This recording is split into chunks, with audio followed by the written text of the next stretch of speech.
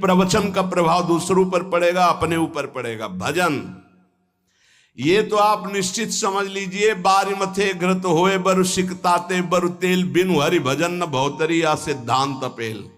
बिना भजन के बातें ही बातें रहेंगी।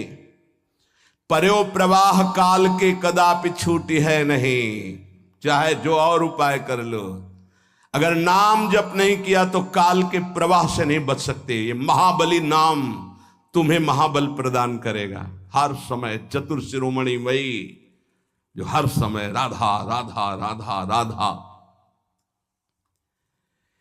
इंद्रियां विषयों से बलवान है। अगर हमारी नेत्र इंद्री कहीं अंदर, तो बाहर सामने विषय रखा हो नहीं घसीट पाएगा। विषय से श्रेष्ठ पर इंद्रियां हैं। जैसे बाण बनाने वाला बाण की नोक में ध्यान दिए तो श्रवणेंद्री काम नहीं कर रही है, राजा की सवारी निकल गई, उसको पता ही नहीं चला।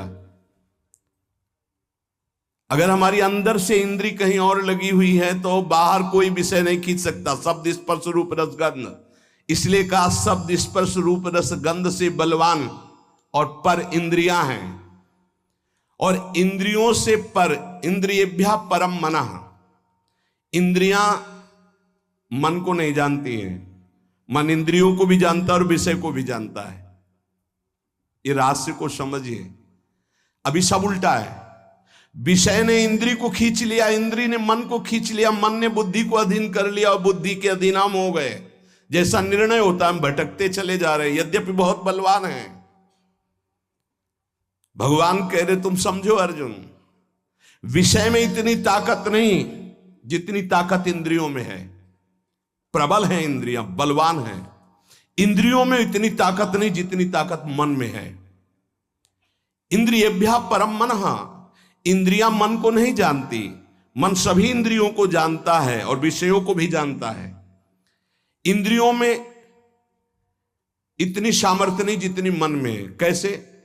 जैसे श्रवणेंद्री ये देख नहीं सकती, ये चख नहीं सकती, ये स्पर्श सुख नहीं बता सकती, यहां से गंध सुख नहीं, केवल शब्द सुन सकती। शब्द एक इंद्री एक शब्द।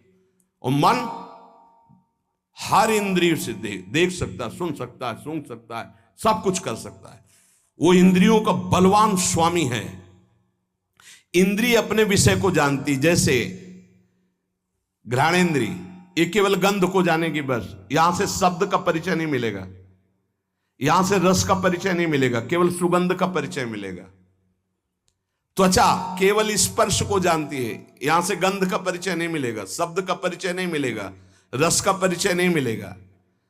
रसेंद्री केवल रस को जानती है, यहां से गंध का परिचय नहीं मिलेगा, यहां से स्पर्श का परिचय नहीं मिलेगा। रसेंद्री रस को जानती है, रसना केवल रस को जानती है, शब्द स्पर्श रूप और गंध को नहीं जानती। नेत्रेंद्री केवल रूप को जानती है। ऐसे अलग अलग इंद्रियां, ये जानने वाली ज्ञानेंद्रियां हैं और भोगने वाली कर्मेंद्रियां हैं। और इन 5 ज्ञानेंद्रिय 5 कर्मेंद्रियों को पूर्णतः जानने वाला ये मन है। उल्टा ये हो गया कि इन इंद्रियों ने मन को फंसा लिया है, हमारी दुर्गति का कारण। मन इन सबसे बलवान है, सूक्ष्म है, जानकारी है उसको, पर वो फंस गया इंद्रियों को। इंद्रियां फंस गई विषयों में। यद्यपि विषयों से बलवान इंद्रियां हैं, इंद्रियों से बलवान मन है, पर विषय ने फंसा लिया इंद्री को, इंद्री फंस गई मन में। अब कह रहे हैं मनसस्तु पराबुद्धि। वैसे सच्चा इनका स्वरूप यही है कि विषयों से बलवान इंद्रियां हैं, इंद्रियों से बलवान मन है और मन से बलवान बुद्धि है। मनसस्तु पराबुद्धि। मन बुद्धि को नहीं जानता, लेकिन बुद्धि मन को जानती है, इंद्रियों को जानती है, विषय भोगों को जानती है। मन कैसा है? बोले इस समय शांत है। मन कैसा है? बोले लग नहीं रहा, शांत है। ये ज्ञान किसको? बुद्धि को। ठीक है या बेठीक है, इंद्रियां कहां भाग रही, मन कहां जा रहा, सारा निर्णय बुद्धि करती है। बुद्धि मन को, मन के संकल्पों को, इंद्रियों को, इंद्रियों के विषयों को, सबको जानती है। ये सबसे श्रेष्ठ प्रकाशक, बलवान, व्यापक और सूक्ष्म बुद्धि। या बुद्धि परतस्तु सा। अब जो बुद्धि निर्णय करती वो अपने स्वामी से पूछ के करती। स्वामी जानते कौन है? अहंकार। इसी अंतःकरण में ये मन कह रहा है कि ये भोग लूं, हाँ हाँ भोग लो। बुद्धि, बड़ा सुख मिलेगा, मन कह रहा है, हाँ हाँ ठीक है। ये देख लूं, ये छू लूं, ये सूंघ लूं। और अहंकार में बैठा हुआ चोर ये काम है। इतनी ऊंचाई पे बैठा, इसीलिए जल्दी मारा नहीं जा सकता। ये बहुत सूक्ष्म विषय भगवान वर्णन कर रहे हैं। काम को ही ऐसा नहीं, ये कहां बैठा है? बोले बुद्धि जो निर्णायक है उसके ऊपर बैठा हुआ है, अहम के अंतर। ये जो देहाभिमान है इसी के अंतर काम बैठा हुआ है। या बुद्धि परतस्तु सा। बुद्धि का स्वामी ये अहंकार है। इसलिए वो निर्णय करता है, यार मेरी बुद्धि नहीं कहती कि मैं करूं, वो अहम बोल रहा है। ए बुद्धि जो भी करती अहम की अनुमति से करती है। मन जो भी करता है वो बुद्धि की अनुमति से करता है। बुद्धि मन ये अहम सहित अधीन हो गए भोगों के, इसीलिए एक काम वहीं अहम में बैठा हुआ है। बड़ा सूक्ष्म विषय है। अपने को परम स्वतंत्र मानता है पर अधीन है बुद्धि, मन और इंद्रियों के, इसलिए इसकी दुर्गति हो रही है। ये अहम जो अंतःकरण का है ना, या पूरा चैतन्य है ना पूरा जड़ है। ना जड़ है ना पूरा चैतन्य है। इसमें दोनों मिले हुए अंतःकरण वाले में, इसीलिए इसका त्याग करना होता है। शुद्ध अहम में ब्रह्म स्वरूप है। यह अंतःकरण का अहम मिश्रित है।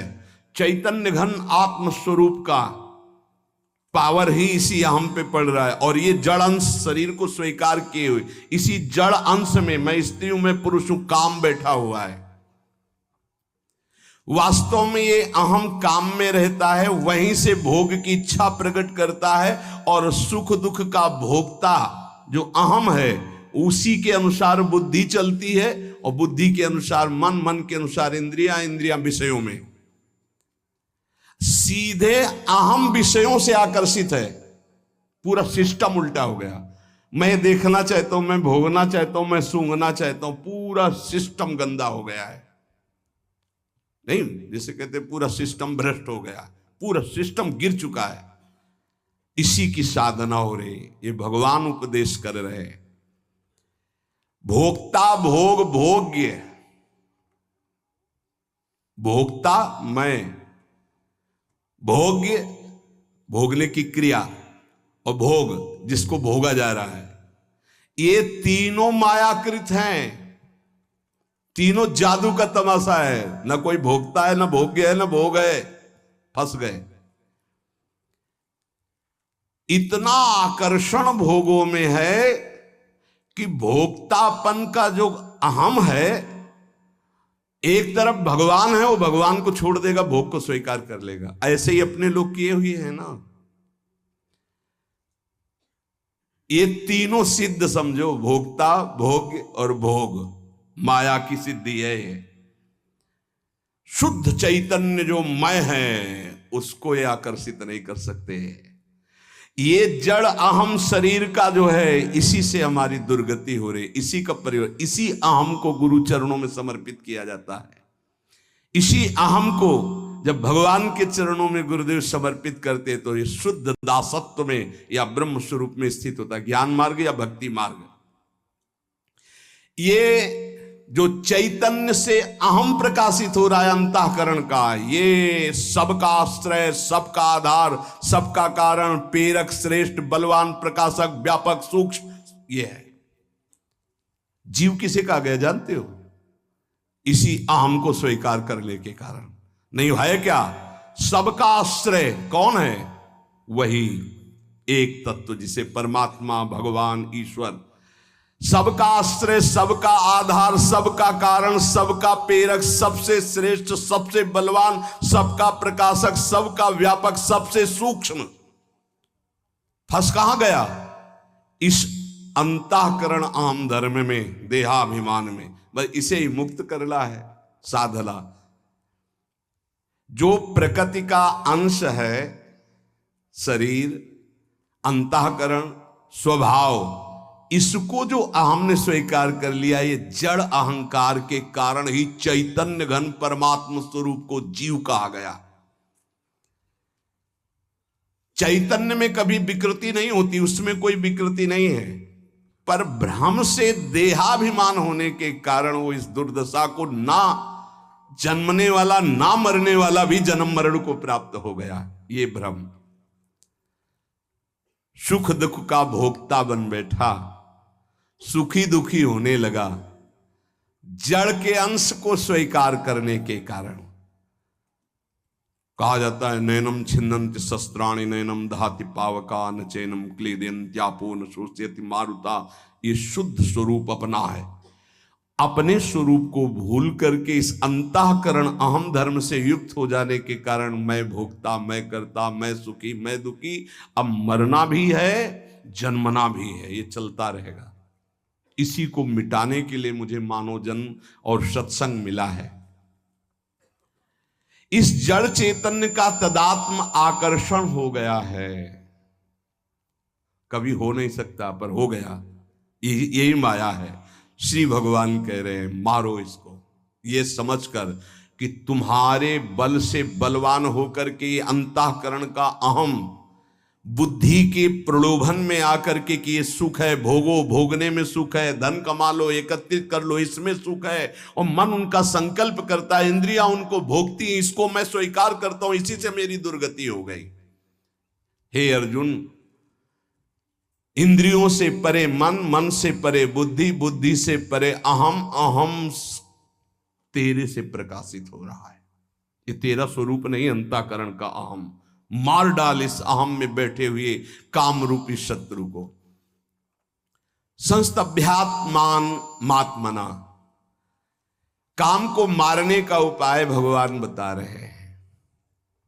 जब तक आप अपने को भगवद अंश स्वरूप नहीं मानेंगे तब तक काम से रहित नहीं हो सकते। अब अपने को भगवत स्वरूप मानने के लिए भगवान कह रहे उद्धरे दात्मनात्मानम, अपने आप से अपना उद्धार कीजिए। एनात्मयुवात्मना जितो, अपने आप से अपने आप को जीत लीजिए। अब ये बड़ा कठिन है, समझे? इतनी देर हुआ, कुछ समझ में आया, पकड़ में आया? अभी जब चलोगे तो वही आएगा कि मैं शरीर हूं, वही फिर चिंतन चलने लगेगा। प्रभु से अब सहज भाव में आ जाओ। प्रभु से विमुख होने के कारण ये शरीर, ये संसार, ये संबंध हमें बांधे हैं। जब हम गुरु की शरण में होते तो इन्हीं पे प्रहार होता है, बहुत बुरा लगता है उसको, जन्म जन्मांतर से उसी में फंसा है। तो पूज्य राधा बाबा जी ने कहा था कि साधु जिसके पीछे पड़ जाता है उसका कल्याण करके छोड़ता है। आपको अभी बुरा लग रहा है, बाद में नाचोगे कि कृपा हो गई जो मुझे इन संबंधों से रहित कर दिया, नहीं तो उन्हीं में फंसे हुए जीवन चला जाता। मैं सब कुछ नहीं जान पाऊंगा, इतना फंस चुका हूं। तो जो जाने हुए हैं, इसीलिए वही भगवान जनाने के लिए गुरुदेव के रूप में आते हैं। इस संसार संबंध को काटने के लिए गुरु कृपा कुल्हाड़ी का काम करती है। तो आप मान जाओ भाई, तुम ऐसे नहीं मिलोगे, तुम उनसे बात नहीं करोगे, तुम ऐसे, तो उनको लगता है कि क्या चाहते क्या है? चाहते हैं कि आप असंग हो, आपका स्वरूप असंग है, ये जान जाओ। तुम्हें किसी संग की जरूरत नहीं, किसी भोग की जरूरत नहीं, किसी पद की, किसी संपत्ति की नहीं जरूरत है, नहीं जरूरत है। मान लीजिए आप इतने खुद सुख समुद्र हैं कि आपको किसी सुख की जरूरत नहीं है। आप जरूरतें मान मान करके फंस गए, इसीलिए आपको जरूरत से हटो हटो हटो। असंग हो तब तुम जान पाओगे कि तुम हो कौन। इस काम की पूर्ति कभी नहीं हो सकती, इसलिए काम से हटना ही विवेक है, बुद्धिमानी। हटो इससे। जिस संसार से, जिस शरीर से, जिस संबंधियों से संबंध जोड़ा है, जब तक तुम संबंध नहीं तोड़ोगे तो कोई नहीं तोड़ सकता। इसलिए उद्धरेदात्मनात्मानम, अपने द्वारा अपना उद्धार करो। तुम्हें उपदेश हो सकता है लेकिन तोड़ना तुम्हें पड़ेगा। फोन से बात करना, जाके मिलना, बार बार बात करना, बार बार व्यवहार बना, तो वो संबंध पुष्ट कर रहे हो आप, और कुछ नहीं कर रहे हो। आप अपना पतन कर रहे हो, कुछ नहीं कर रहे हो। कोई बड़ी बात नहीं, पूरा संसार इसी में फंसा है। बड़ी बात यह है कि उस फंसाव से हट गए।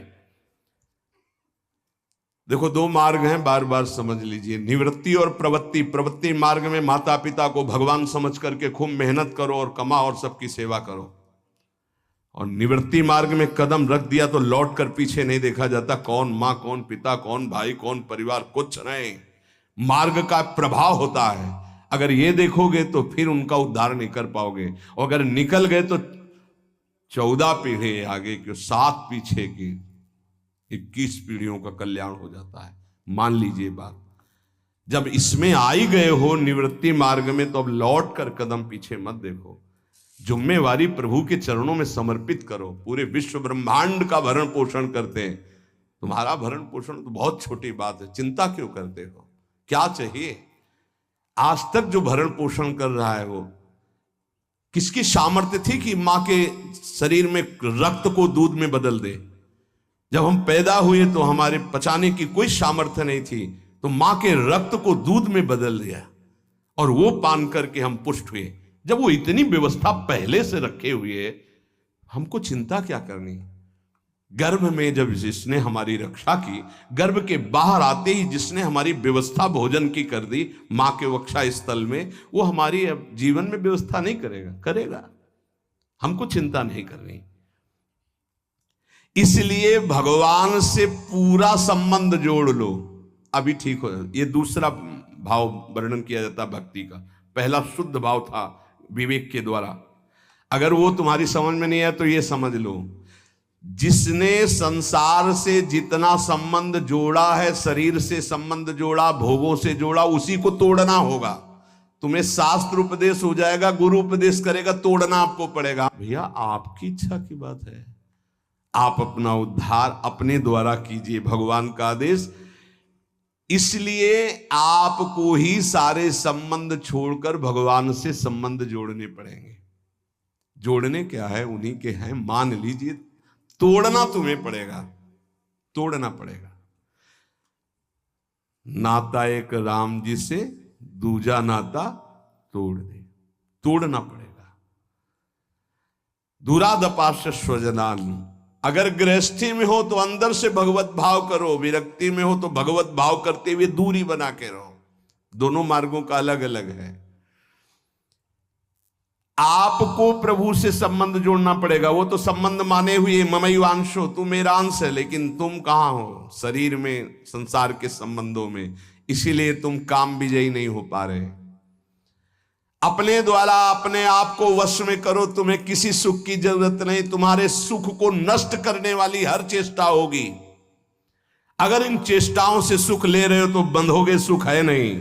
और अगर इन चेष्टाओं को बंद कर दोगे तो तुम्हें अपना स्रोत सुख का पता चल जाएगा। चेतन अमल सहज सुख राशि। जय शत्रु महाबाहो काम रूपम दुराशदम। हे महाबाहो, तुम मार सकते हो, भगवान के शरणागत हो, इसको मार सकते हो। उठो, मारो इसको। कैसे मारो? सारा संबंध श्री भगवान से, पूरा भार श्री भगवान को, हर क्षण उनका स्मरण और कर्तव्य का पालन। और जहां तुम्हें लग रहा है कि मैं नहीं जीत पा रहा हूं, वहां पुकारो, बल मिल जाएगा, जीत जाओगे। टूटो मत। ये सुविधा माया इसलिए दे रही है आपको कि आप आगे मत बढ़ पाओ, भगवान को प्राप्त न कर पाओ। ठुकराओ इस सुविधा को। जो आंतरिक सुविधाएं भागवतिक है उनको स्वीकार करो, बाह्य सुविधाओं को उतना जितना जीवन की यात्रा के लिए आवश्यक है, बस निकल जाओगे।